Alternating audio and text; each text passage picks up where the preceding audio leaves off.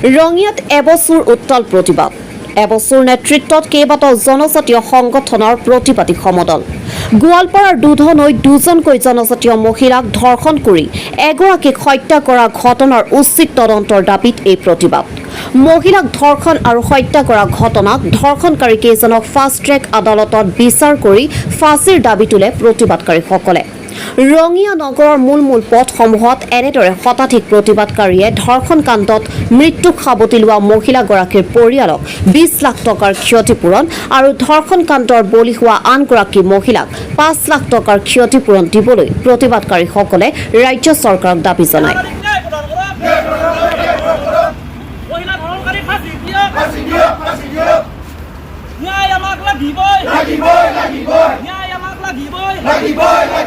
We want justice. Justice. Justice. We want justice. Justice. Justice. মহিলা ধর্ষণকারী ফাঁসি দিও। ফাঁসি দিও। ফাঁসি দিও। ধর্ষণকারী বাহার আলী ফাঁসি দিও। ফাঁসি দিও। ফাঁসি দিও। ধর্ষণকারী ধন আলী ফাঁসি দিও। ফাঁসি দিও। ফাঁসি দিও।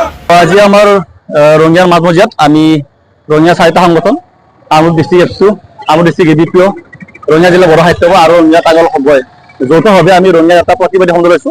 ইয়াৰ মূল কাৰণ হৈছে যোৱা আমি সকলোৱে গম পাইছো ছচিয়েল মিডিয়াৰ জৰিয়তে হওক বা ইলেক্ট্ৰনিক মিডিয়াৰ জৰিয়তে হওক যোৱা 3 মে তাৰিখে আমাৰ দুগৰাকী বড়ো সম্প্ৰদায়ৰ ছোৱালীক মানে নাবালিকা ছোৱালী 15 বছৰ মাত্ৰ তেখেতসকলক 3 মে তাৰিখে ধৰ্ষণ বলি হয় আৰু নেক্সট দিনাখন 5 তাৰিখে যেতিয়া তেওঁলোকৰ ঘৰৰ মানুহে সেই ধৰ্ষণকাৰীসকলৰ ঘৰত আলোচনা কৰিবলৈ যায় তেতিয়া আৰু সেই সময়ত 5 তাৰিখে ঘৰৰ সকলো লগ লাগি মানে যে ধৰ্ষণকাৰীৰ পৰিয়ালক মানে আক্ৰমণ কৰে আৰু এই আক্ৰমণৰ ফলত তেখেতক আমাৰ আমিনগড় জেনেৰেচিত ভৰ্তি কৰা হৈছিলে কিন্তু দুৰ্ভাগ্যবশতঃ ধীৰেন্দ্ৰ শাখাতে আমাৰ 17 মে তাৰিখে মৃত্যুবৰণ হয় আৰু আমি বিচাৰো আমি গম পাইছো যে অলৰেডি তেখেতসকলক যিসকল ধৰ্ষণকাৰী হত্যাকাৰী তেখেতসকলক মানে আইনে এৰেষ্ট কৰিছে কিন্তু আমি বিচাৰিছো যে যাতে আমাৰ আজিৰ এই যিটো ৰেলীৰ যি মেইন প্ৰধান যিটো দাবী বা কাৰণ সেইটো হৈছে যে ধৰ্ষণকাৰী হত্যাকাৰীসকলক অতি শীঘ্ৰে ফাষ্ট ট্ৰেক আদালত বিচাৰ কৰি পিনে ফাঁচি দিব লাগে আৰু যিটো ঘৰ মানে যিটো ভিক্টিমসকলক যাতে যিখিনি ক্ষতিপূৰণ দিব লাগে আমি দাবী জনাইছো 20 লাখ কৰি দিব লাগে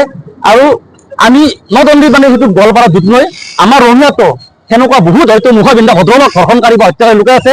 আমি আজিৰ এই ৰেলীৰ পৰা এটি জনাব বিচাৰিছো যে আমাৰ ৰঙিয়া ৰাইজ বা আমাৰ আজি কলেজৰ পঢ়া ছাত্ৰ ছাত্ৰীসকলে আমি সজাগ হ'ব লাগে এই মুখাবিন্দা যি হত্যাকাৰী এই ভদ্ৰসকলক আমি ঘৰৰ পৰা উলিয়াই আনি আমি সমাজত তেওঁলোকক চৰিত্ৰত আচল চৰিত্ৰ দেখাব লাগে আৰু আমি সবে কোনো জাতি ধৰ্ম নিৰ্বিশেষে কোনো হত্যাকাৰী কোনো ধৰ্ম মানে হত্যাকাৰী বা ধৰ্মকাৰী কোনো জাতি ধৰ্ম নাই তেওঁলোক হত্যাকাৰীয়ে ধৰ্ষণকাৰী গতিকে সকলোৱে লগ লাগে আমি তেখেতসকলক এনেকৈ আমি ৰঙিয়াতো যদি এনেকুৱা যদি ব্যক্তি আছে আমি উলিয়াই আনিব লাগে আৰু ইয়াৰ বাবে তেওঁলোকক আমি একগোট হৈ চৰম শাস্তি প্ৰদান কৰিবলৈ আমি চেষ্টা কৰিব লাগে। ধন্যবাদ।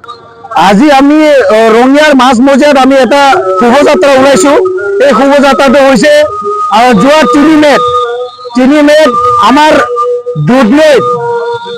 দুধনৈত আমাৰ এজন মানে জনজাতীয় আমাৰ বড়ো সম্প্ৰদায়ৰ এজন মহিলাক 3জন যি ধৰ্ষণকাৰী ৰাতি তেখেতসকলে নিচাজাতীয় দ্ৰব্য খুৱাই যেতিয়া মানে বিহু আমাৰ ফাংচন চলি আছিলে আৰু সেই ৰাতিৰ সুযোগ লৈ তেখেতসকলে ইটা ভাটাত তেখেতসকলে লৈ যাই পিনে ধৰ্ষণ কৰিছিলে আৰু এই ধৰ্ষণ কৰিয়াৰ নেক্সট দিনাখন অলপমান তৰ্কাতৰ্কি হোৱাত খবৰ ল'বলৈ যোৱাত তেখেতসকলৰ ঘৰত যোৱাত আৰু তেখেতসকলৰ যি ধৰ্ষণকাৰীসকলে আমাৰ যি খবৰ ল'বলৈ গৈছিল আমাৰ ল'ৰাসকলে তেখেতসকলে খেদি ঘৰৰ মানুহবিলাকে তেখেতসকলক মাৰিছিলে ডাইৰে হানি দিছিলে আৰু এই হানি দিয়াৰ পিছত আমাৰ এজন বড়ো মানুহ তাত মৃত্যু মানে বৰণ কৰিবলগীয়া হ'ল আৰু এই মৃত্যু হোৱাত আমি খুব মৰ্মাহত আমি দুখিত হৈছো।